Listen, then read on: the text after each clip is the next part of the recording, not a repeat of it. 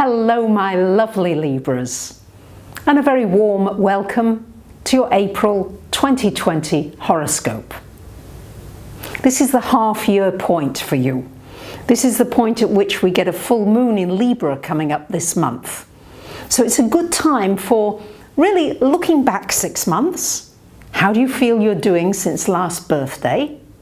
And looking forward now at this pivotal point, the balance point if you like, for how you want to progress for this next 6-month period to your birthday. What needs to come into balance? Have you been focused too much on family and home? Do you need to focus a little more on health and well-being? What needs to come into balance? This is a fabulous time to do that and to assess that this month. It's a relatively quiet month this month, lovely Librans.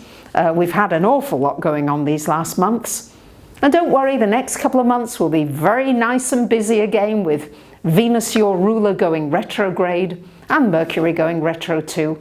But more about that in future episodes.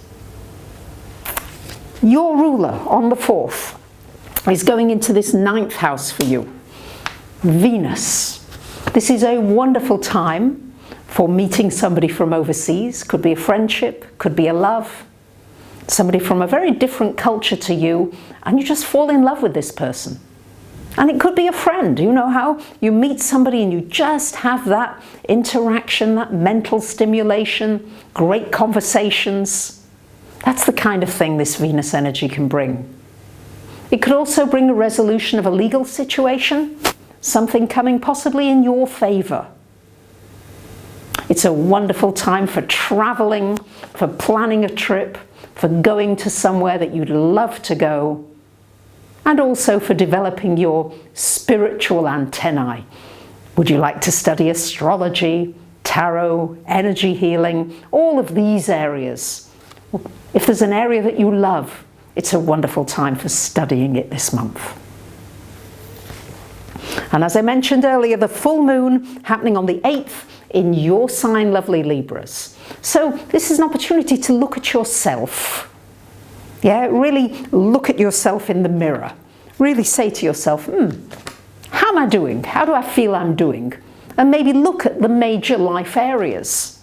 Maybe give yourself 5 out of 10, 10 out of 10, and see the areas that you really need to put a little more energy into, and those areas that you can maybe just lay off a little and relax a little. Maybe it's a really good time to do some more work or to lay off the work a little. For me, it's more laying off the work because I love what I do so much. I could do it, 12, 16, 20 hours a day sometimes. I'm so excited about what I'm doing. So sometimes that has to come into balance, and I say, okay, I'm planning some social things as well. So what needs to come into balance for you? On the 12th of the month, we've got Mercury coming to join the Sun in your relationship house. This is a wonderful time for relationships, shining a light on relationships, for having good communications in relationships, for clearing the air, and generally this can also be connected with business. You might get into a really good business relationship, or find a good masseuse or a good lawyer or a good advisor who can really help you and coach you on your way. And equally, you might be the one that's doing the coaching and helping somebody else. On the 20th of the month, we've got the Sun coming into your 8th house. And on the 23rd, a lovely new moon in the 8th house. So the 8th house has everything to do with your finances, and particularly finances to do with other people or other organizations. So an opportunity for sorting out pension, mortgages, loans, insurance, taxes, all those kinds of things. You might find yourself getting into a new partnership, a new relationship to do with finance and money and business. And you may also find yourself in a new intimacy with somebody, getting closer to somebody than you might have thought possible, and also allowing yourself to open up and really be the real you. All too often, Libras, sometimes you're putting on this lovely act. Love me do. And you want to please everybody.